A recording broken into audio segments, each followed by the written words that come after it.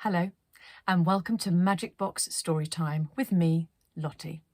Today, we are going to find out what happens in Chapter 3 of The Tale of the Pilot and the Race. Penelope and her crew of small people have landed just on the other side of the Lake of Monstrous Magnets. Chapter 3, Dark and Slippery. Everybody got off the plane because, what with them having just landed, there didn't seem much point staying on. Then they had a quick stroll round to see what was what. "Well," said Penelope, "not much to see but trees round here. Looks like we've landed on the edge of some kind of wood. Lake of Monstrous Magnets behind us, trees in front, and no space for old Boudica to take off." The whole crew nodded and tried to look thoughtful. And finally, the one with the cold said, "Well, if there's no space to take off, how could we fly to the Runaround Rainbow?" "Quite," said Penelope.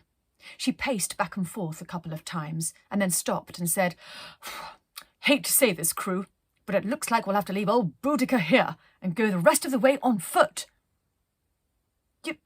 You mean like walk?"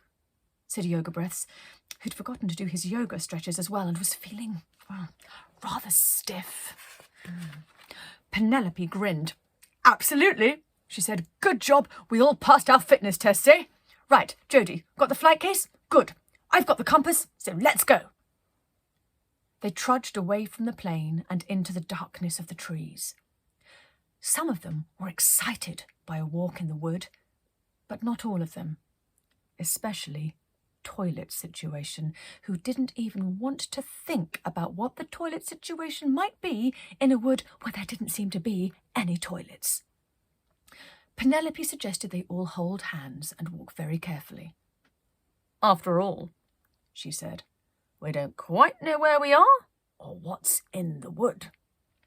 "Oh, thanks a lot," said Yoga Breaths. "I feel so much better now."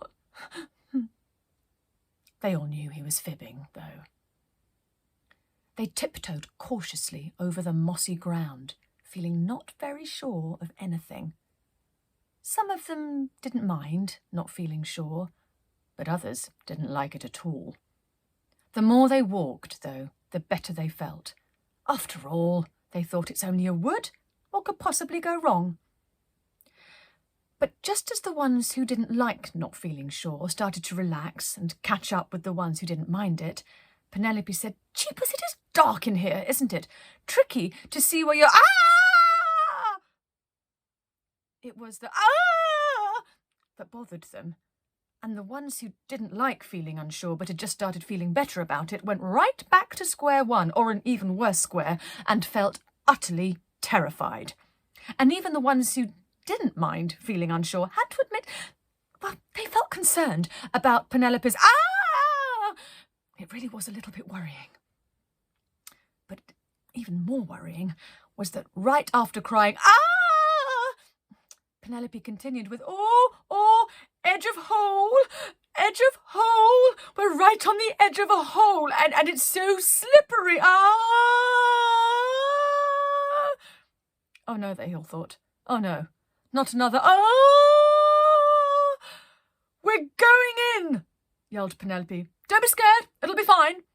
Well, saying "don't be scared" and "it'll be fine" to a load of small people who are already slightly scared and worried that nothing will ever be fine again is probably the worst thing you can do. But Penelope didn't know that. All she knew was that she was slipping and falling over the edge of a hole, and because she was holding hands with her crew, and her crew were all holding hands with each other, that meant they were all going to slip and fall over the edge of the hole with her. That was why she said, "Don't be scared, it'll be fine." She was just trying to make everyone feel better. It didn't work. Everyone went, "Ah!" just like Penelope, and Yoga Breaths cried, "I didn't bring my armbands with me," again. Nobody knew why, so they decided it was probably just brought on by panic, which it was. They all slipped and fell and rolled and slipped and fell and rolled and kept on doing that until they landed in a heap at the bottom of the hole. Penelope was the first to be up on her feet. She looked up and whistled, "Ooh, it's a deep one, crew." The crew were doing things like checking they were still alive and what have you, and the general feeling was one of bad moodiness. Jodie stood up and sniffed, and Penelope nodded. "Oh, you're right, co-pilot," she said. "There's a bit of a pong down here." It became clear to the others that Jodie was now the best co-pilot in the whole wide world, and they started sniffing too. Don't quite know how to describe it, though," said Penelope. "Anyone?" Toilet Situation said it smelled of his granddad after Christmas dinner sprouts. Yoga Breath said no, it smelled of pickled fish dipped in mouldy Parmesan cheese. Someone else said, wasn't it sheep rolled in boiled cabbage? And the one with the cold said she had no idea because she had a cold and couldn't smell anything. Really, no one could say exactly what the hole smelled of, but they definitely agreed that it wasn't very nice, and they'd like to leave it as quickly as possible. "Absolutely with you there, chaps," said Penelope. "Being stuck in a stinky hole will not win us the run-around rainbow race. I suppose we'd better try and pull ourselves out." She did a couple of jumps to see if she could work out exactly how deep the hole was. "Nope," she said. "Way too far to jump." Toilet Situation said he could have told her that before she'd started, but Penelope didn't hear him. "No choice, crew," she said, brushing a few clumps of moss off her shoulders. "We'll have to climb." Everybody groaned loudly. "Oh." But they knew she was right. Penelope told them to reach up and see if they could find something in the wall of the hole to grab onto. It took a few minutes, but they all managed it. "Ripping!" cried Penelope. "OK, now grab on and pull. Pull! Dig your feet in two. Reach, grab, pull again. Reach, grab, pull again." In the end, she had to stop instructing them because she was also reaching, grabbing and pulling, and it was too exhausting to say it and do it at the same time. But they all understood and reached, grabbed and pulled again and again until they got to the top of the hole. Then they heaved themselves over the edge and back onto lovely, flat, mossy ground. "Oh," said Jodie. "Oh. It smells so much better up here." It certainly did, and they all took great gulps of fresh, woody air.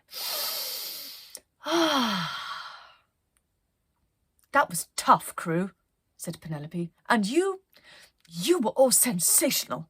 Now let's brush ourselves down and get rid of all this beastly mud and umska." Nobody knew what umska was, but it sounded filthy, and they brushed it off with whatever energy they had left, which wasn't much at all.